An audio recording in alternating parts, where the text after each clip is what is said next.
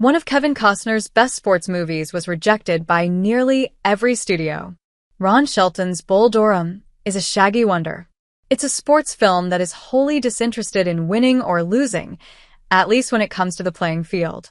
There is competition in the film, but it's for a place in the bed of Susan Sarandon's baseball groupie/guru Annie Savoy, and even this competition is over pretty quickly.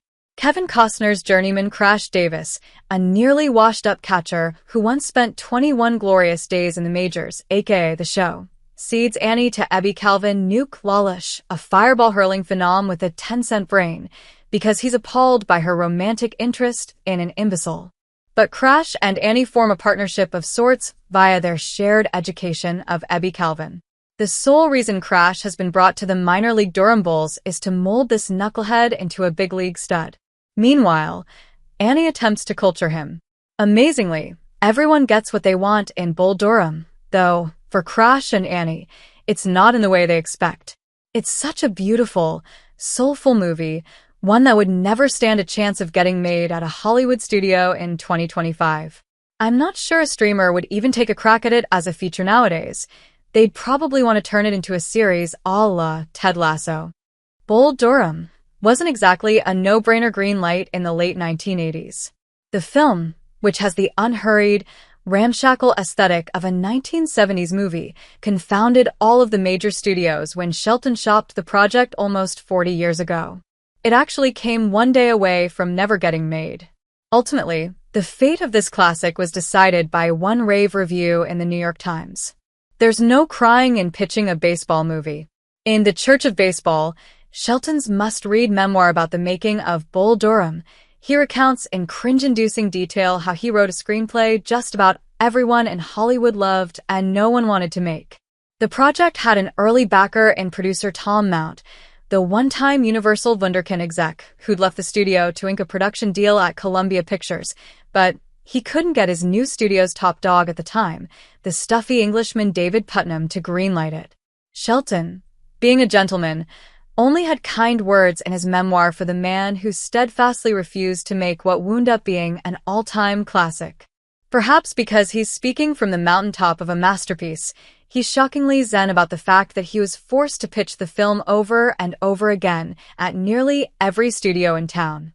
And this was with Kevin Costner attached to star as Crash Davis. Costner was at an interesting place in his legendary career in 1987.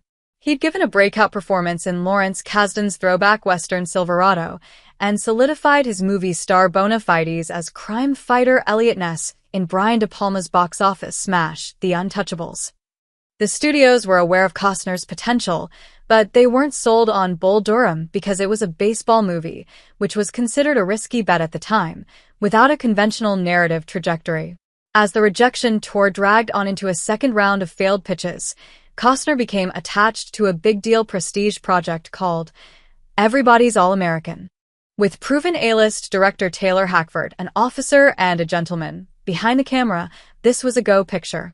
Costner's management wanted their client on Everybody's All-American, but the rising star was personally invested in Bull Durham, so they gave Shelton a small window to close a deal before yanking their boy. The unproven filmmaker's salvation would be Costner's second hit of the summer of 1987.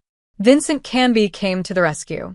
On paper, Roger Donaldson's No Way Out looked like a lazy, late summer programmer. The Beltway thriller boasted a top-notch cast in Costner, Gene Hackman, and Sean Young, but aside from Costner being red-hot coming off The Untouchables, it emanated been there done that vibes.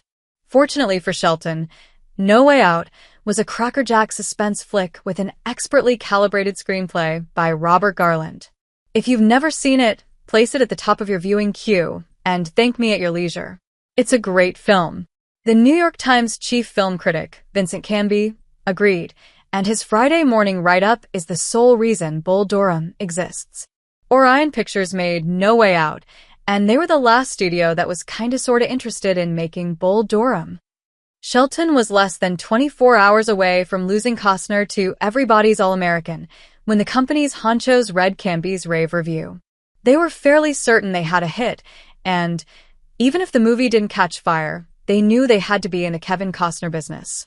As Shelton wrote in his memoir, Orion wanted Bull Durham for the summer of 1988, so once he had his green light, Shelton had to rush into production. He managed just fine.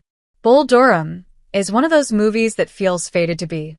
Every moment sings, the highlight being Costner's inebriated delivery of the dying quail monologue. Orion's faith in Costner wouldn't save the company from bankruptcy, but it did net them a load of Oscars when they backed the first-time directors, Dances with Wolves. You can't make great movies if you don't swing for the fences.